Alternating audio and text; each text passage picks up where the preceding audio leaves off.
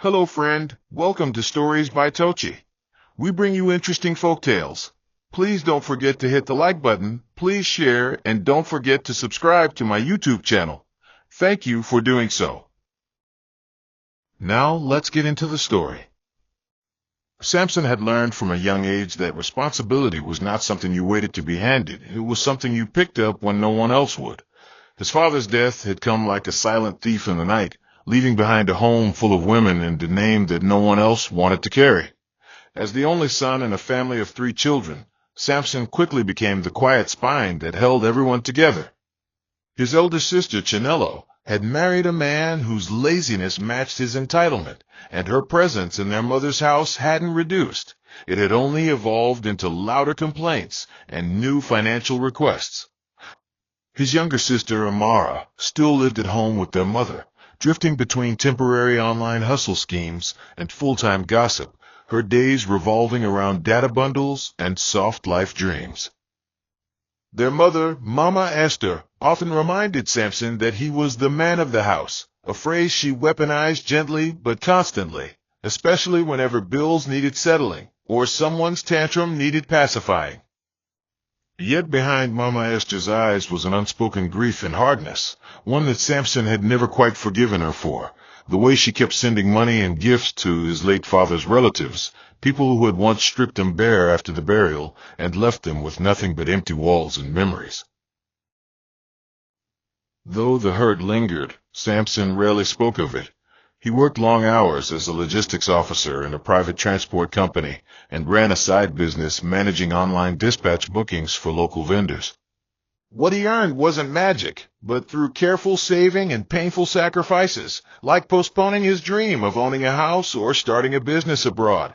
He kept the house lights on, filled kitchen shelves, and even sent money each month to his mother's in-laws in the village, simply because Mama Esther believed it was her duty.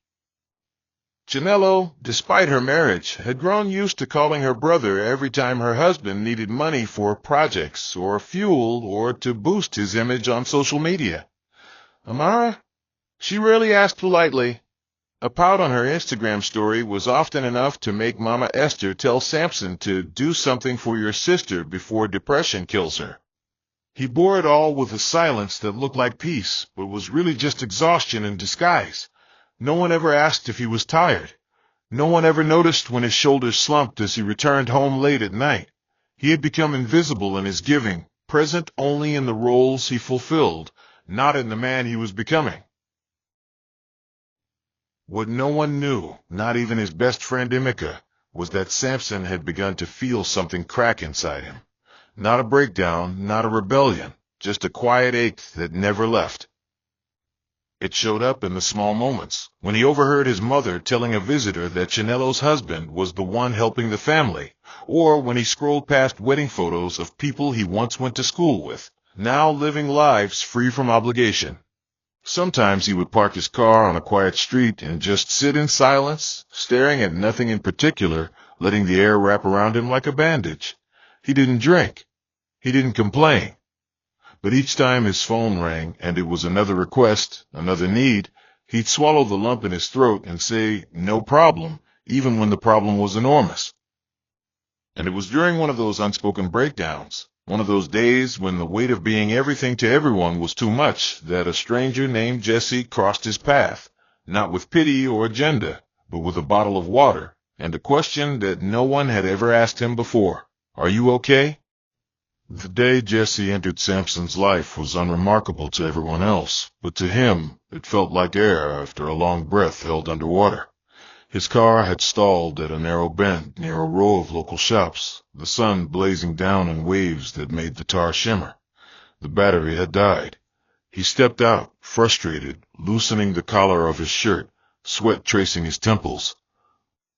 Just across the road, under a loosely strung umbrella, a young woman sold snacks and chilled sachet water beside a salon storefront. She noticed his struggle but didn't call out immediately. Instead, she observed, then crossed over quietly, offering him a bottle of water without asking questions. "You day okay?" she said simply, her voice calm and familiar like an old friend's. Samson was startled, not by the gesture, but by the fact that her concern wasn't attached to a demand. She wasn't asking to be noticed or thanked or helped. She was just there, present. She didn't linger after handing him the water, just smiled briefly and returned to her corner. He watched her after she left, not because of how she looked, but because of how she made him feel seen. Her name, he would later learn, was Jessie, short for Jessafunmi. She was a graduate of business administration who had returned to Lagos from school only to find job opportunities sealed behind doors that demanded connections she didn't have. Rather than waiting endlessly, she borrowed a small table from a friend and started selling plantain chips, pure water, and soft drinks in front of the salon. Her life was modest, but not pitiful. Jessie dressed simply in clean, well-worn clothes and carried herself with a quiet pride that disarmed those who tried to speak down to her. She read novels when business was slow and kept a handwritten notebook of business ideas she planned to execute one day. She didn't complain about her condition, but she didn't romanticize it either. What surprised Samson most as they began to speak more frequently was how light she made everything feel, how she asked about his day without sounding rehearsed, how she never brought up money or hinted at needing help. Their friendship formed slowly, without pressure, like water soaking into dry earth. Samson, used to conversations that felt like transactions, found her ease refreshing. Sometimes they sat in his car after buying suya from the junction, talking about random things, the rising cost of rice, what it felt like to lose a parent, the absurdity of Lagos traffic. One evening, after closing from work, Samson drove by her spot and found her struggling to cover her table with nylon as rain began to fall in heavy drops. He parked and helped her. They laughed, drenched together under the weak canopy as water soaked their sleeves and hair.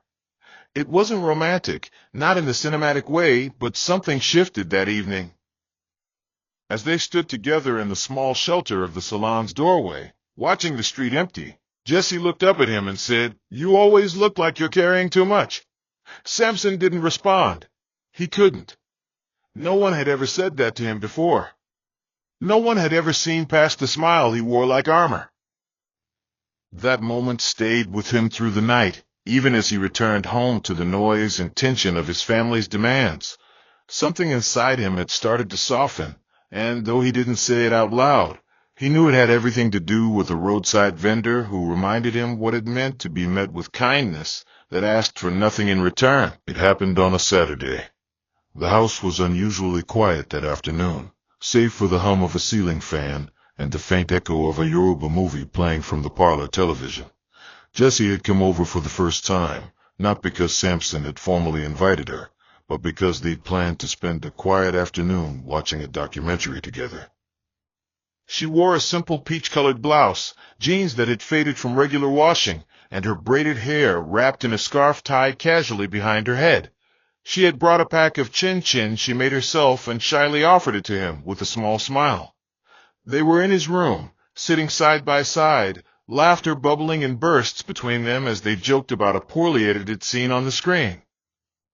But the mood shattered like glass when the door creaked open and Mama Esther stepped in unannounced, a nylon bag in one hand and suspicion already stretched across her face. Her gaze went from Jessie's unpolished nails to her canvas shoes, then to the way she and Samson had been sitting close, comfortable. "Who is this?" she asked sharply, already knowing she wouldn't like the answer. Samson's response was calm, but his tone had an edge. "Her name is Jessie. She's my friend."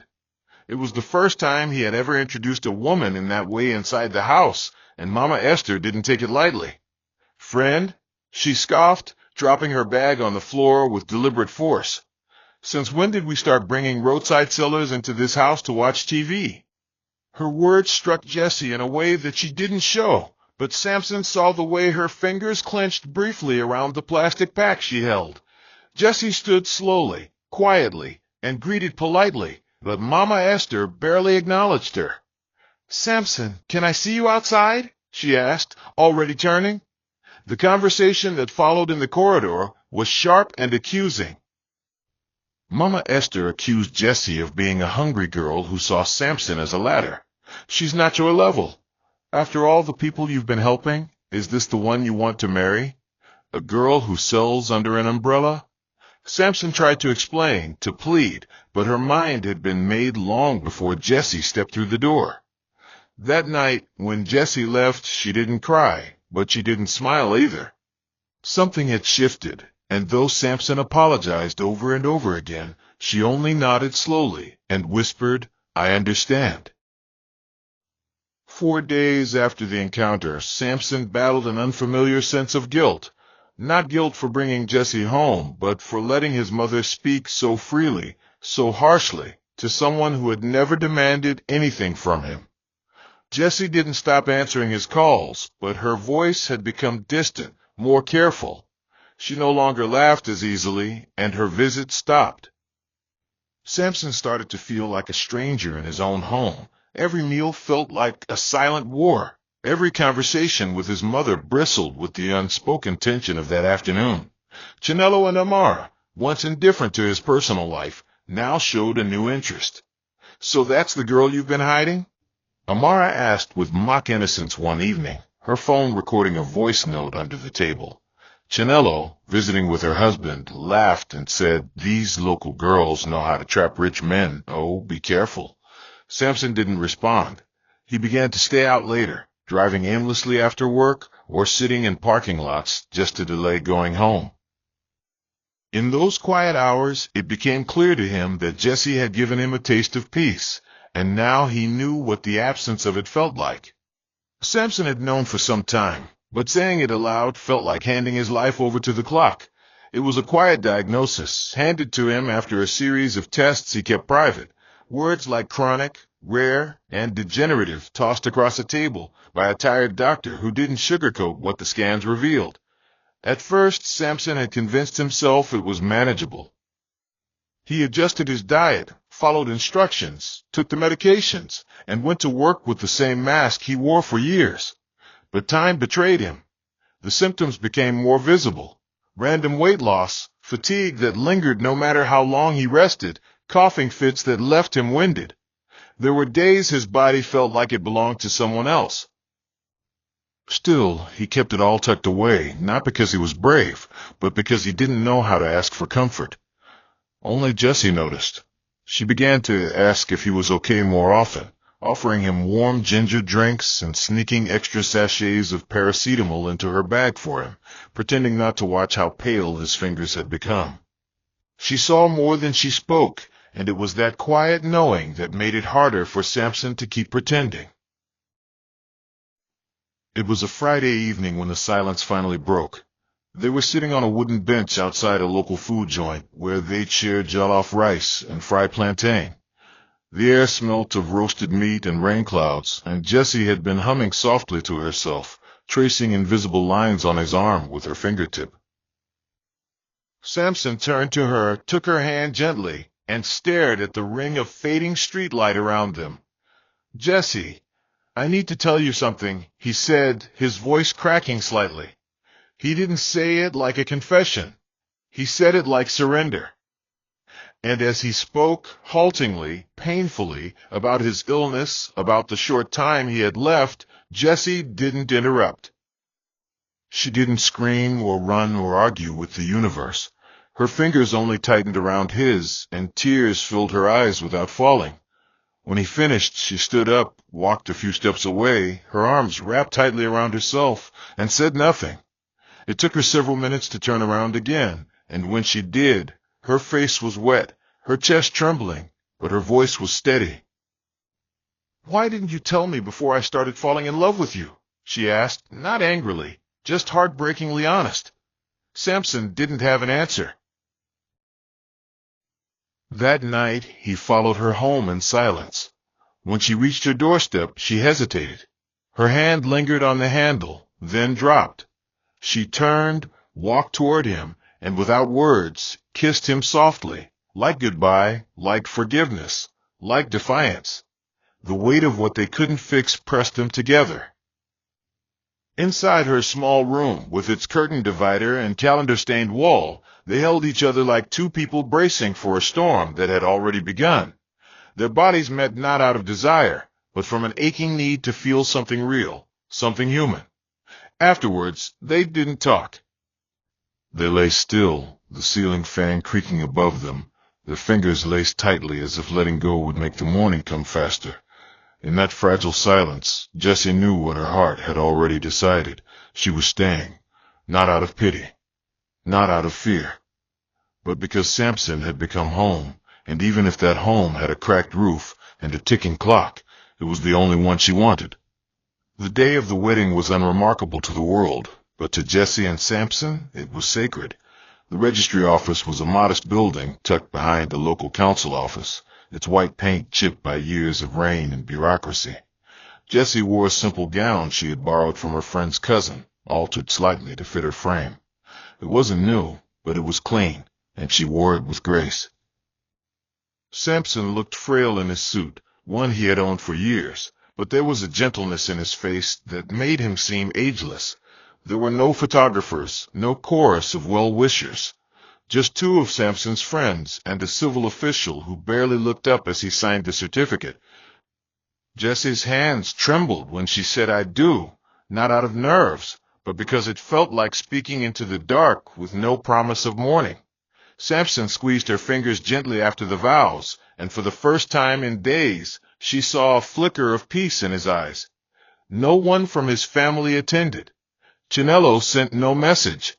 Amara didn't call. Mama Esther, when she found out, had only muttered, "It's her plan," and left the house to visit her prayer group. Jessie didn't flinch at the absence. She had long understood that love, in its truest form, needed no audience. The weeks that followed moved like stolen time. They rented a small flat closer to Jessie's shop, a space with peeling walls, a rusted fan, and a leaking tap, but it was theirs. Samson's health wavered, sometimes collapsing into long silences where he would lie on the bed for hours, breath shallow, eyes far away. Other times, he was light-hearted, telling stories about his childhood, teasing Jessie about her poor taste in music, or helping her write business plans she might one day pursue. Jessie became his nurse, his wife, his anchor.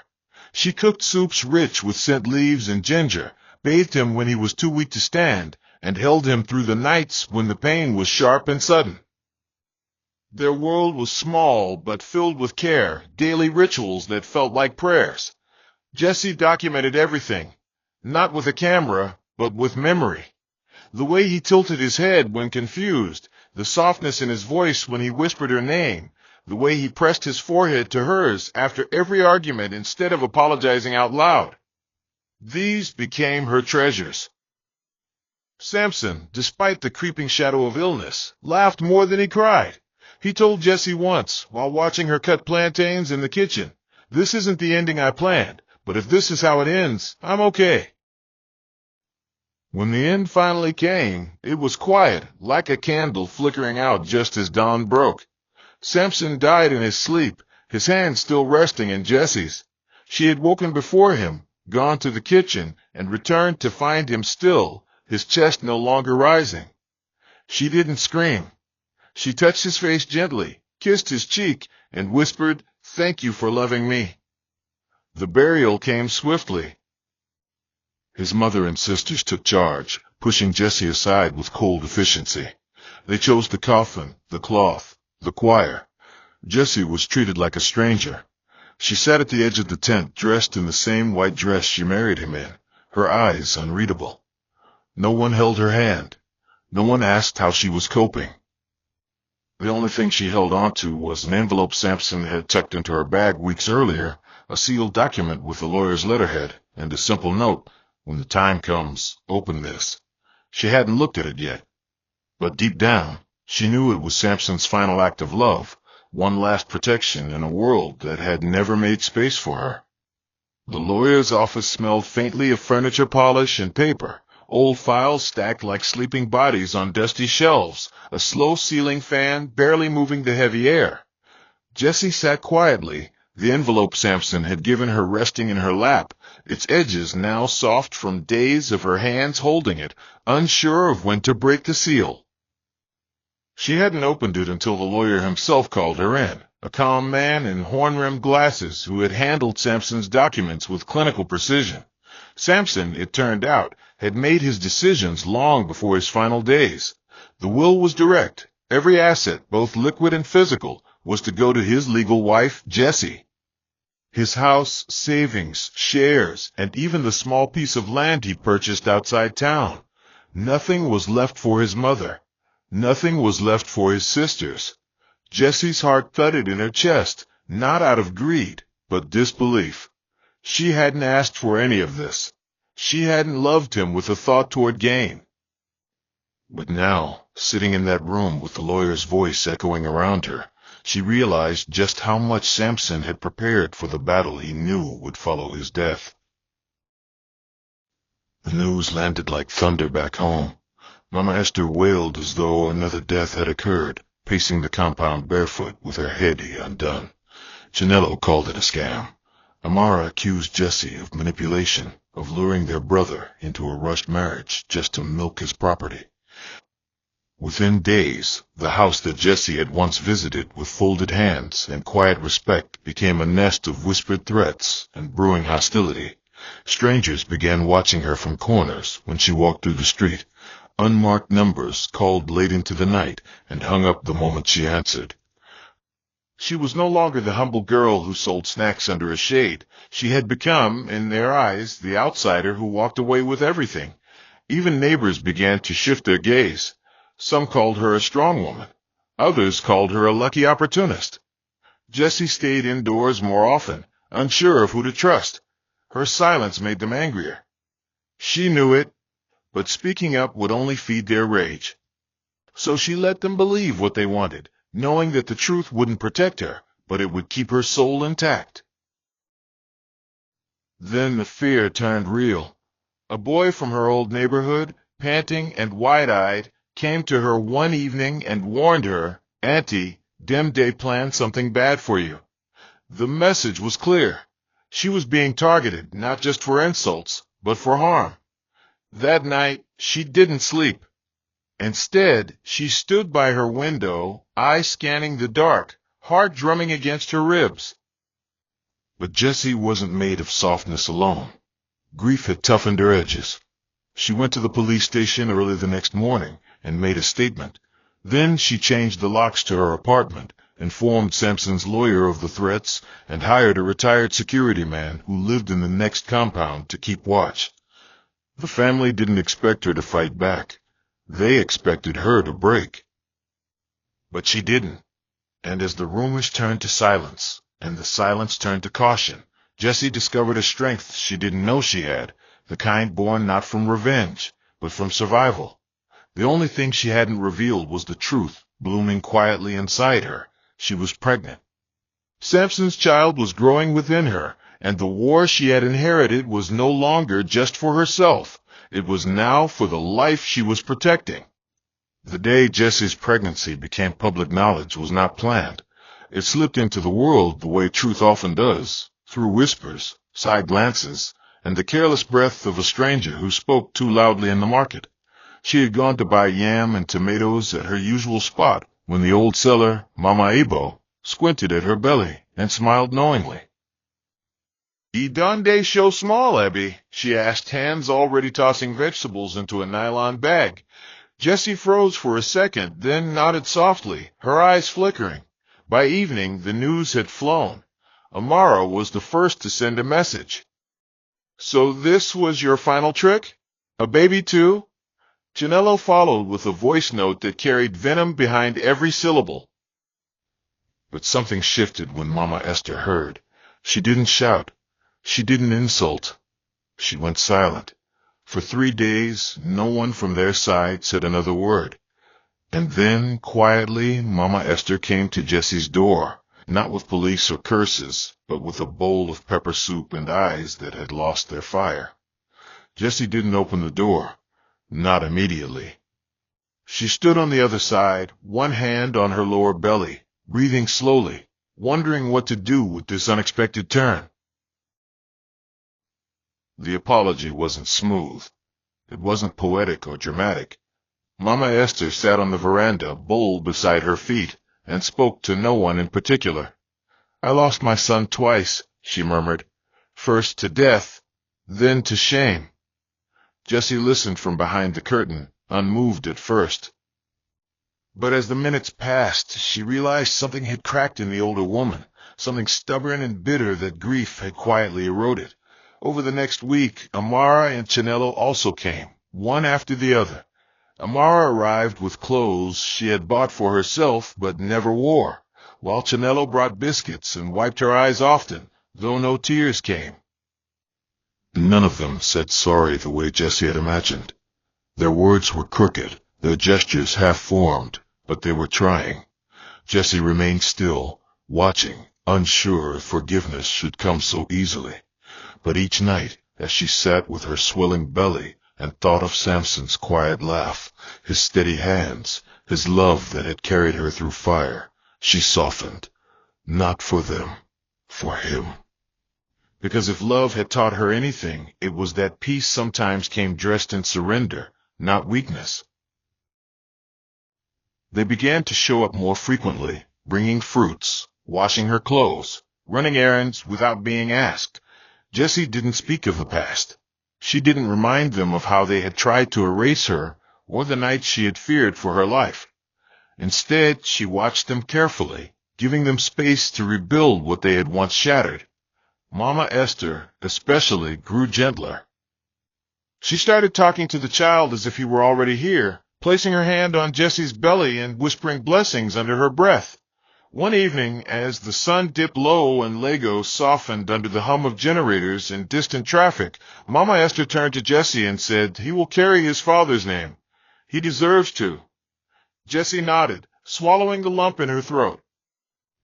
That night, she wrote in her journal, "Forgiveness isn't forgetting. It's deciding what's worth carrying forward." In the quiet lull after war, Jessie didn't just reclaim peace, she made room for it. And in that room, something like family began to bloom again.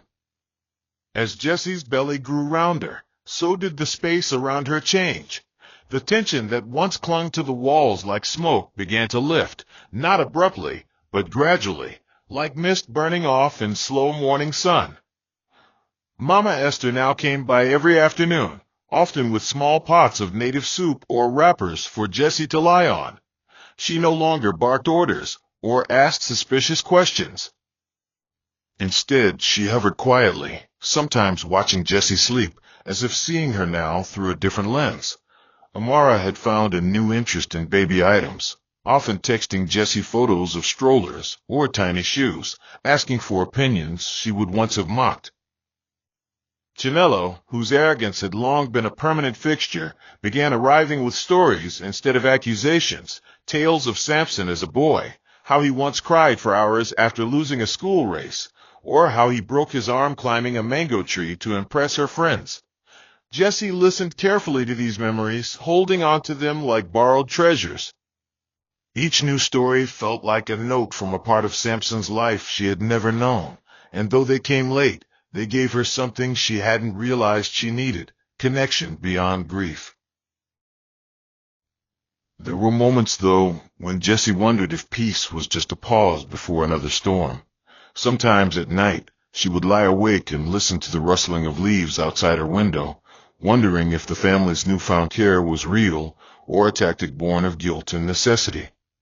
But then there were moments that disarmed her doubts, like the day Mama Esther sat beside her and, without prompting, began to teach her lullabies from Samson's childhood, singing in soft tones while massaging her swollen feet. Or when Amara took her to the clinic and waited patiently for hours, eyes fixed on the monitor as the baby's heartbeat flooded through the speakers. These acts were not loud, but they were consistent, and over time, Jessie began to respond with cautious kindness. She started involving them in small decisions, what fabric to use for the baby's cot, which day to schedule the next scan. And in return, they stepped in without overstepping, slowly learning the rhythm of her new world. Forgiveness, she discovered, wasn't about offering clean slates. It was about allowing new marks to be written beside the old ones without erasing the pain that came before. By the 8th month, the house had transformed. What was once a battleground of grief and suspicion had become a place of tentative joy. The sitting room now held a small crib gifted by Chinello, while the kitchen echoed with laughter as Amara argued about seasoning with Mama Esther. Jessie moved through these changes with the grace of someone who had survived something far bigger than herself. She wasn't trying to replace the past, only to coexist with it. One quiet evening, she sat outside beneath a sky streaked with fading gold, her hands gently resting on her belly as the baby shifted within her. Mama Esther joined her, a bowl of soaked groundnuts in her lap, and after a long silence, she spoke. "You are stronger than I thought. Stronger than I wanted to believe." Jessie smiled faintly, her eyes fixed on the sky. "I had to be." That night, she felt the baby kick harder than usual, and with it came a wave of peace, not because everything was perfect, but because she had found a way to stand in the wreckage of love and still build something that could last. The labor came on a humid morning, the kind where the air pressed heavily on the skin and the sky carried no promise of breeze. Jessie had been folding a pile of tiny clothes on the bed, carefully arranging each one into the small wooden drawer beside the cot, when the first sharp pain took her breath. It wasn't a warning, it was a command. Her hand gripped the edge of the mattress as the contraction coursed through her lower back, and she inhaled sharply, steadying herself. Within moments, Mama Esther was by her side, her movements swift, voice calm, calling out to Amara to grab the hospital bag. Chinello was already outside, yelling for a bike, not bothering with pride or pretense. It wasn't chaotic, but it wasn't quiet either. In the taxi, Jessie sat between her mother-in-law and Amara, her hand in Mama Esther's, eyes clenched against the rolling pain, breath shaky but focused. She didn't scream. Her strength was steady, like a wave pulling back into itself before crashing again. The hospital lights blurred into each other. Time folded strangely. When it was over, the sound of a baby's cry cut through the air like something sacred, something final.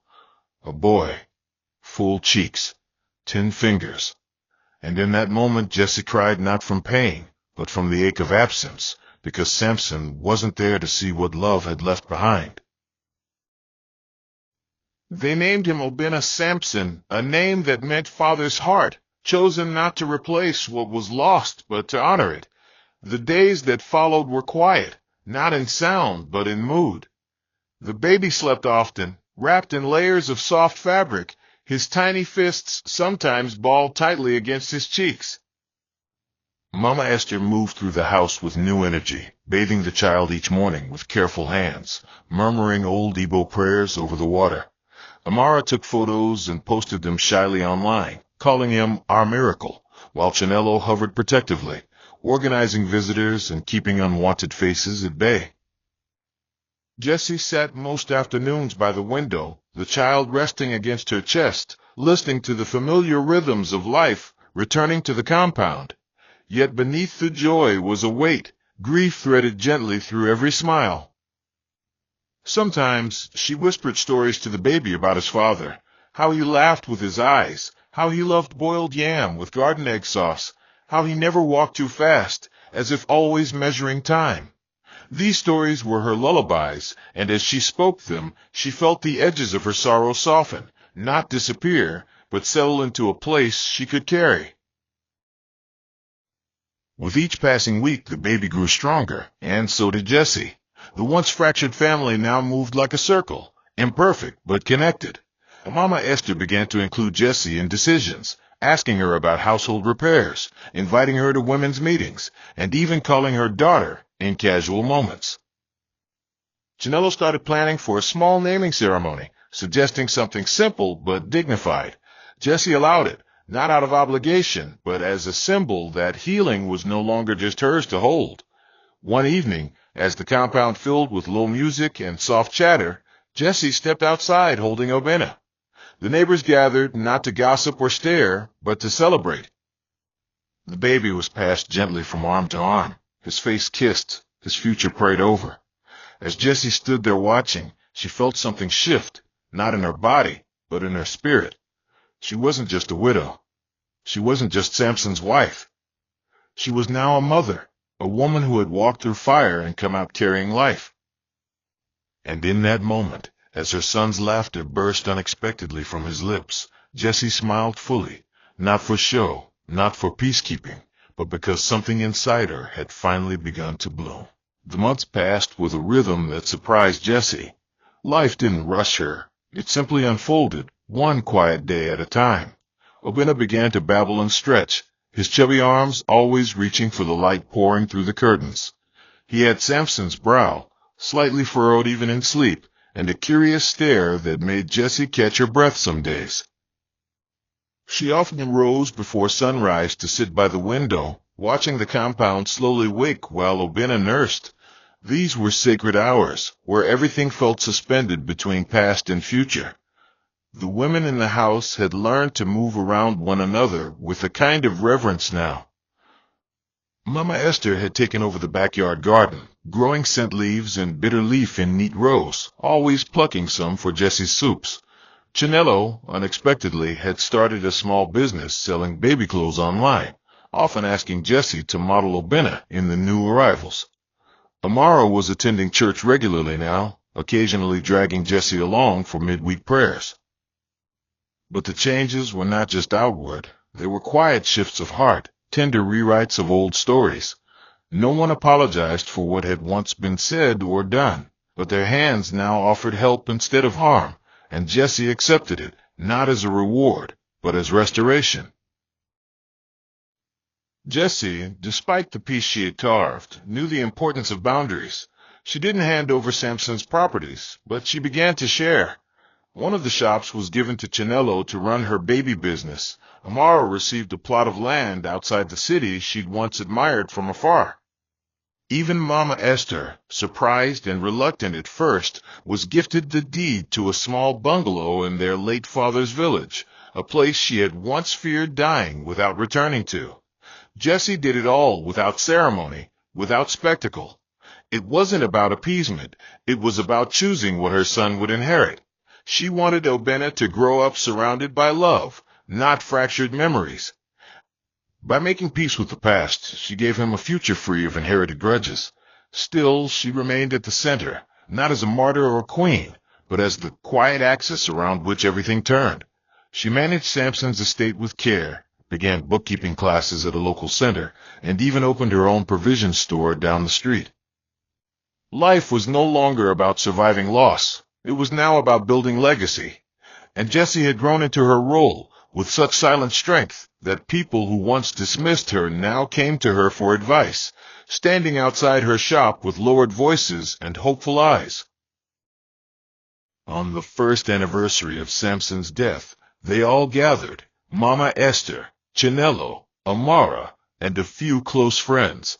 It wasn't a grand affair, just soft music, light food, and a framed photo of Samson placed beside a small candle. Jessie stood quietly beside the image, Obinna strapped to her back, bouncing gently as she spoke. He gave us more than we knew how to handle. But I think we're learning. There were no tears, only a stillness that filled the room like warmth. Later that night, after everyone had left, Jessie lit another candle in the room they once shared. She placed it beside a box filled with Samson's letters, photos, and his favorite wristwatch. She didn't speak to the silence. She didn't pray out loud.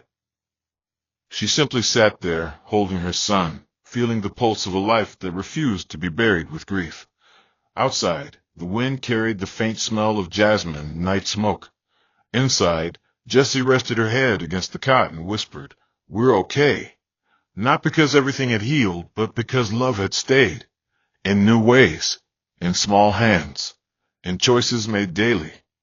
And in that moment, beneath the hush of night, Jessie finally felt what she had fought for all along. Peace that didn't have to be perfect to be real. Sometimes life places the heaviest burdens on the quietest shoulders. Like Samson, many give so much of themselves, emotionally, financially, spiritually, until there's almost nothing left.